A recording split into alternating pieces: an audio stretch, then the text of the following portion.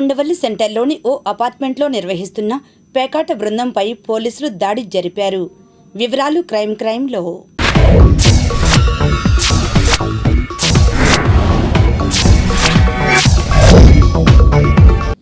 ఉండవల్లి సెంటర్లోని ఓ అపార్ట్మెంట్లో గుట్టు చప్పుడు కాకుండా జరుగుతున్న పేకాట డెన్పై తాడేపల్లి పోలీసులు ఆదివారం దాడి చేశారు. 8 మందిని అదుపులోకి తీసుకున్నారు. 54,130 రూపాయల నగదును స్వాధీనం చేసుకున్నారు. విజయవాడ చుట్టుప్రక్కల నుండి కూడా ఇక్కడకు వచ్చి పేకాట ఆడుతున్నట్టు పోలీసులకు అందిన సమాచారంతో దాడులు నిర్వహించారు. అదుపులోకి తీసుకున్న వారిని కోర్టుకు హాజరు పెడతామని తాడేపల్లి సిఐ కళ్యాణ్ రాజ్ తెలిపారు.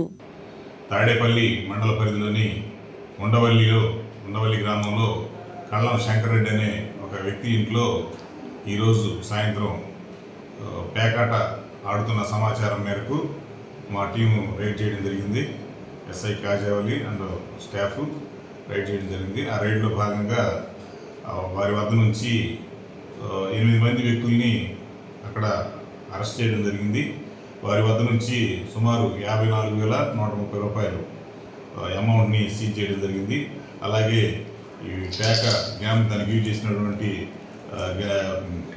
గ్యాంబ్లింగ్ కార్డ్స్, అలాగే వాళ్ళు సీక్రెట్గా యూజ్ చేస్తున్నటువంటి ఇవి టోకెన్స్తో వాళ్ళు అమౌంట్ ఆడుతున్న ఇది కూడా కొన్ని సీజ్ చేయడం జరిగింది.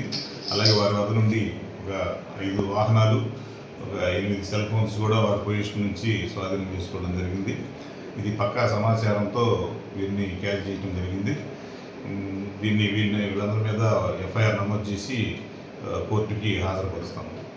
అలాగే ఈ మధ్యకాలంలో తాడేపల్లి మండలంలో గంజా మీద మా జిల్లా ఎస్పీ గారు సతీష్ కుమార్ గారి ఆదేశాల మేరకు ప్రత్యేకంగా ఒక గంజాకి ఒక టీంని ఏర్పాటు చేయడం జరిగింది.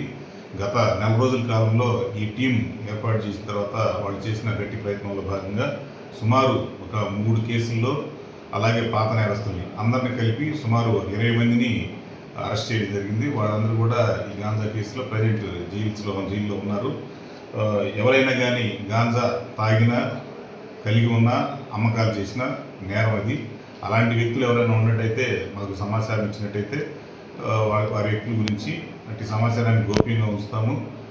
ఈ గాంజాని అరికట్టేదానికి అందరూ ప్రజలు కూడా భాగస్వామైనట్టుగా ఉంటుంది. అలాగే ఇంకా నెక్స్ట్ కృష్ణా రివర్ ప్రాంతంలో ఈ జాలర్లకి తప్ప ఎవరు కూడా అక్కడ ఎలాంటి సంచారం చేసేదానికి అనుమతులు లేవు. ఎక్కడైనా జంటలుగా కానీ, మరి ఏ విధంగా సంఘ వ్యతిరేక శక్తులు కానీ, లేకుంటే అసాంఘిక కార్యకలాపాలు కానీ పాల్పడినట్టయితే ప్రత్యేకంగా ఏర్పాటు చేయడం జరిగింది. అలాంటి వ్యక్తుల మీద ఎవరైనా చేశారంటే వారి మీద చట్టం ప్రకారంగా చర్యలు తీసుకోవడం జరుగుతుంది. అలాగే ఓపెన్ డ్రింకింగ్ సంబంధించి కూడా ఒక ఎన్ఫోర్స్మెంట్ టీమ్ లాగా మాకు ఏర్పాటు చేయడం జరిగింది. జిల్లా ఎస్పీ గారి ఆదేశాల మేరకు ప్రతిరోజు ఈ టీము రిమోట్ ఏరియాస్లో, మండల పరిధిలో అన్ని రిమోట్ ఏరియాస్ని కవర్ చేస్తూ పెట్రోలింగ్ చేస్తూ ఉన్నాము.